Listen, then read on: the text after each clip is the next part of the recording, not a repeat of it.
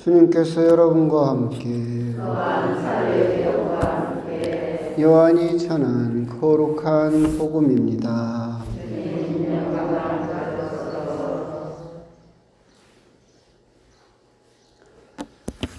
그때 예수님께서 하늘을 향하여 눈을 들어 기도하셨다.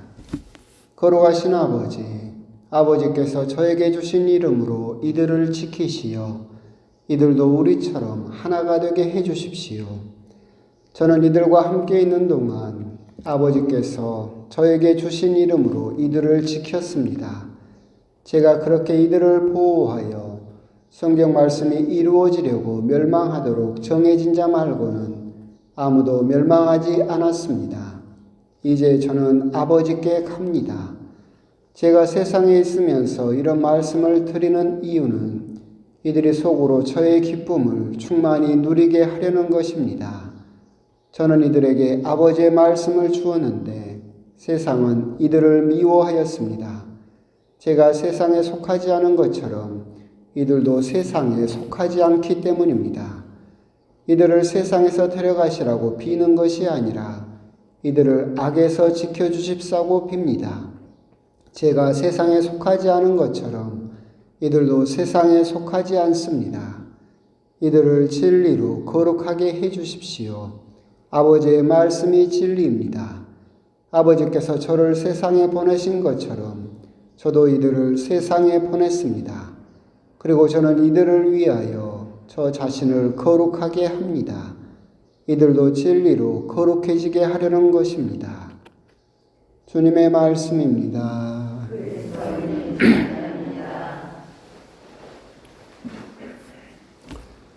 참 예수님, 부활 제7주간 수요일입니다. 오늘 날은 또 괜찮습니다. 비가 더 와야 되나요? 안 와도 돼요? 모내기 하는데 지장 없어요? 와야 돼요? 와야 된다는 사람도 있고 안 와도 된다는 사람도 있고 하여튼 뭐 오면 오는 거고 안 오면 안 오는 거고 뭐 그런 거죠. 오늘 일독서는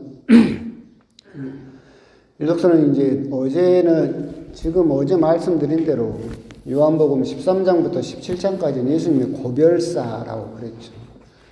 예수님께서 십자가 죽음을 앞두시고 하신 유언이다라고 생각하시면 되겠고, 사실은 어제도 그러고 오늘도 그러고 일독서 역시도 마찬가지입니다. 사도 바오로가 에페소 신자들을 만나서 이제 두 번 다시 저는 여러분을 만나지 못합니다 라고 하면서, 나는 이제 여러분을 만나지 못하지만 여러분은 이렇게 사시기 바랍니다. 그래서 에페소 원로들과 신자들이 바오로를 껴안고 울었다, 마음이 매우 아팠다라고 하는 것도 이제는 두 번 다시 보지 못한다. 이제 어떻게 보면 사도 바오로가 에페소 신자들에게 하는 유언이기 때문에 그렇죠. 이제 좀 있으면 바오로 사도는 로마로 끌려가서 순교를 하게 될 것이고, 그렇기 때문에 어떻게 보면 1독서와 2독서 모두 죽음을 앞두고 하는 사도 바오로의 유언, 그리고 십자가를 앞두고 하시는 예수님의 유언이 공독되었다라고 그렇게 생각을 하시면 되겠습니다.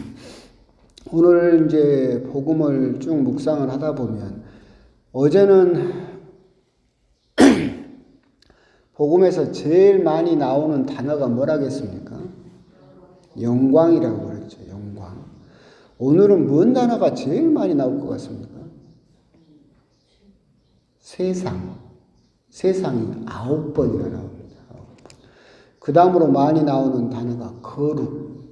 4번 나옵니다. 그러니까 오늘 복음에서 여러분들이 보시면 세상이라는 단어가 계속해서 9번씩이나 반복되고 있다라고 하는 것이고, 그것도 거룩이라는 단어도 4번씩이나 반복되고 있다라고 하는 것은 예수님께서 오늘 복음 말씀에서 세상과 거룩함에 대해서 이야기를 하고 계신다라고 생각을 하시면 되겠습니다. 여러분들은, 제자들도 그렇고 예수님께서 세상에 속하지 않은 것처럼 제자들도, 그리고 여러분도 세상에 속하지 않습니다. 예수님께서도 사람들에게 십자가 선고를 받으셨을 때 내 나라는 이 세상에 속하지 않는다라고 하셨던 것처럼, 그렇다고 해서 예수님께서 뒷부분에서 이야기하시죠.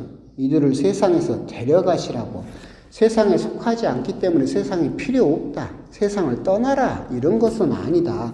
악에서 지켜주십사고. 즉 이들은 세상에 속하지 않지만 세상 속에서 살아야 되기 때문에 그 세상 속에서 살지만 세상에서 주는 그 악에 물들지 않도록 지켜주십사고 빈다라고 하시는 걸 보면, 예수님께서 생각하시는 세상은 어떻게 보면 악으로 물들어 있긴 하지만 하느님께서 세상을 너무나 사랑하신 것도 이 세상이었고, 그렇기 때문에 우리 역시도 세상을 떠나서 뜬구름 위에 살아라, 머리 깎고 산으로 들어가라, 이런 뜻은 아니고 세상 속에서 살아야 되지만 그 안에서 거룩하게 살아야 된다라는 것을 우리들에게 이야기를 하고 계시는 것이죠.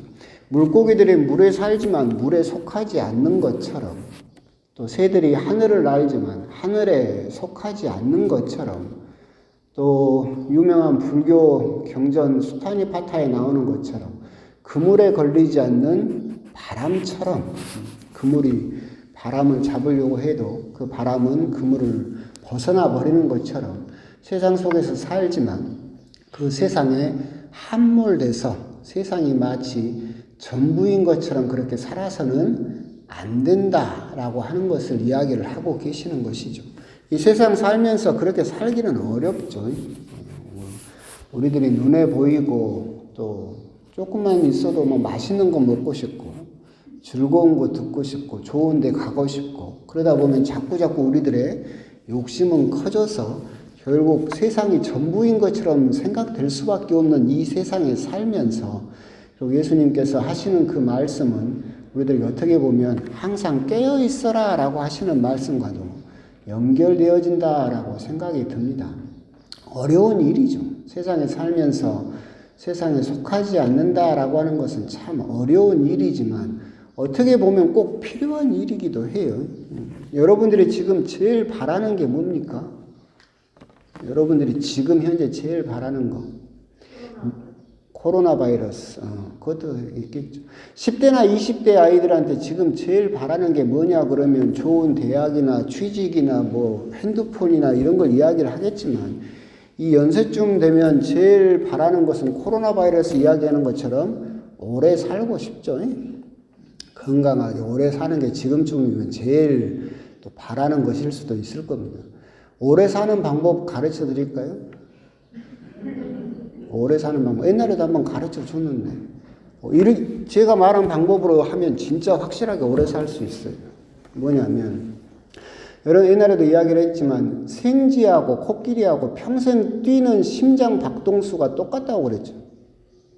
코끼리하고 생쥐하고 심장이 뛰어요. 근데 평생 뛰는 박동수가 똑같아. 거의 비슷해.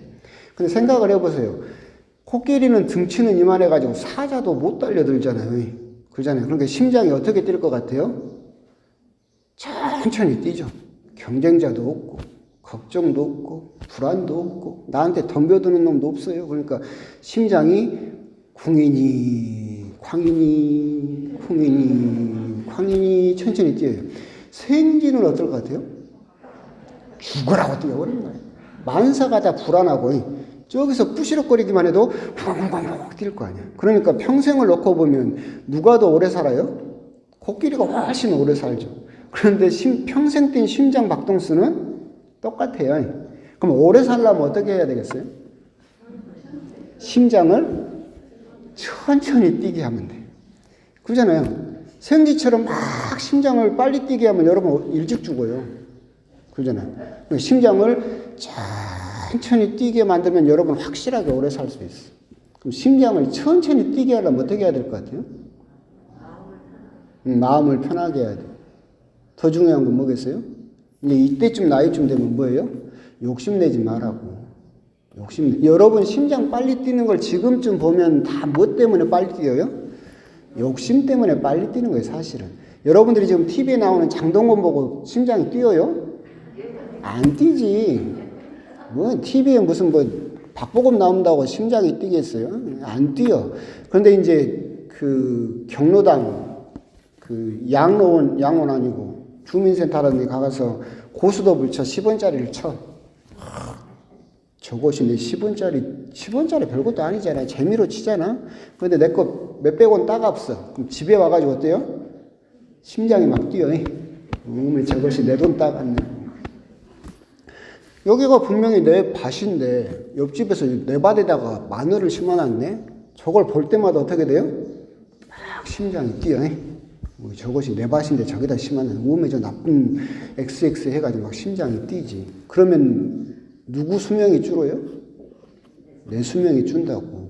그러니까 여러분들이 오래 살고 싶으면 뭐 하라고? 심장을 천천히 뛰게. 심장을 천천히 뛰게 하는 가장 좋은 방법이 뭔지 알아요? 기도. 묵상이 심장을 제일 천천히 뛰게. 이건 과학적으로 증명된 거예요. 가장 안정적으로 바꾸는 거. 세상을 살면서 세상에 속하지 마라라고 했고 예수님께서 하셨고 이게 굉장히 어려운 일 같아. 근데 굉장히 어려운 일 같으면서도 생각을 해보면 그렇게 세상에 속하지 않는 것이 내가 오래 사는 방법이기도 해요. 세상에 대해서 욕심 안 내고 이제 와서 여러분들이 무슨 명품 옷을 욕심을 낼 것이며 명품 가방을 욕심을 낼 것이며 무슨 잘생긴 남자를 뭘 욕심을 낼 것이며 그 욕심을 천천히 비우면 여러분들이 그래서 여러분들이 묵상을 하고 기도를 하면 여러분 심장이 천천히 뛰겠지. 그러면 누가 좋아져요? 여러분들이 좋아져. 그러니까 세상에 살면서 세상에 속하지 마라. 그런데 이제 곰곰이 생각을 해보면 또 그래요.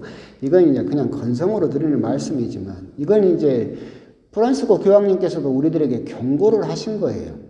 세상에 살면서 세상에 속한 사람들, 이걸 프란시스코 교황님은 뭐라고 이야기를 하셨느냐면 영적 세속성이라고 이야기를 하셨어요. 영적 세속성.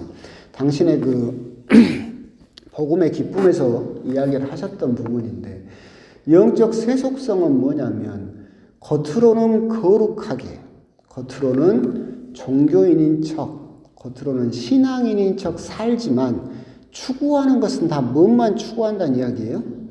세속적인 것, 세상적인 것만을 추구하는 사람들, 그런 신앙인의 모습, 그걸 영적 세속성이라고 이야기를 하시면서 그것을 경계해야 된다라고 이야기를 하셨어요. 영적 세속성을 보여주는 사람은 흔해요. 뭔 목사? 까먹었어요, 이름. 정광훈 목사. 대표적으로 영적 세속성이잖아. 그러잖아요. 겉모습은 그럴듯한 목사고 하나님 하면서 기도하는 것처럼 보여. 근데 그 기도 내용이나 추구하는 것은 다 뭐예요? 세상적인 거지. 그리고 아주 또 대표적으로 이 양반 오래 살고 있으면 내가 맨날 이야기하니까 이명박 장로님. 이명박 장로님도 아주 대표적인 영적 세속성이죠. 장로고 그 하나님 가고 교회 가서 아멘 할렐루야 열심히 하는데 그 추구하는 것은 다 뭐예요? 돈, 세상 거. 이것을 끊임없이 경계해야 된다라고 교황님께서 이야기하셨던 것처럼 우리 역시도 자칫 잘못하면 거룩하게 살지만 그리고 그걸 추구하려고 살고 하느님을 믿지만 우리들의 기도 내용들이 그리고 내가 추구하는 신앙의 모습이 목표점이 어디가 돼버리는 수가 많아요? 세상적인 거. 그러잖아요. 그런 것들을, 그러니까 우리의 신앙의 추구점, 목표점을 세상적인 것에다 두고 신앙생활을 하느냐. 그러면 그걸 영적 세속성이라고 부를 수 있겠죠. 신앙생활을 하면서 목표를 영적인 것에다 두고 살고 나머지 것은 하느님께서 알아서 마련해 주실 것이다 라고 신앙생활을 하느냐. 여기가 이제 큰 차이점이 생길 수 있다. 결국 우리가 세상에서 살면서도 세상에 속하지 않는다라고 하는 것에 대해서 예수님께서도 경고하셨고 프란시스코 교황님께서도 영적 세속성에 대해서 이야기를 하시면서 그렇게 신앙생활의 모습이 되어서는 안 된다라고 경고를 하셨기 때문에 그런 부분에 대해서는 우리들이 다시 한번 생각할 필요가 있다. 그러면서 세상에 살면서도 세상에 속하지 않는다. 그런 영적 세속성에 빠지지 않기 위해서 해야 되는 방법이 뭐냐라고 했을 때 오늘 복음에서 예수님께서 이야기하신 것이 뭐예요? 거룩함. 세상이란 말을 9번이나 하시고 거기에 빠져들지 않기 위해서 우리가 지켜야 되는 것을 뭐라고 이야기를 하시는 거예요?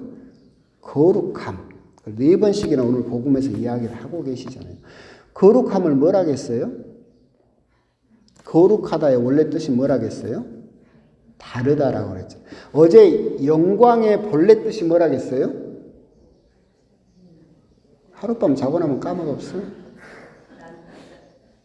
영광의 본래 뜻 무겁다. 영광의 본래 뜻은 무겁다라니까. 무거운 것은 중요하다. 중요한 것은 의미가 있다. 의미가 있는 것은 빛난다. 그렇게 단어 뜻이 변했다고 그랬잖아요. 그러니까 원래 뜻은 뭐예요? 무겁다. 무거운 것은 낮아진다. 내려간다라고 그랬죠. 그래서 영광의 본래 뜻은 무겁다. 그럼 거룩함의 본래 뜻이 뭐라고 했어요? 다르다. 그러니까 여러분들이 세상에 살면서 세상에 속하지 않기 위해서 여러분들이 그걸 지키기 위해서 해야 되는 것이 뭐예요? 다르다. 달라야 된다.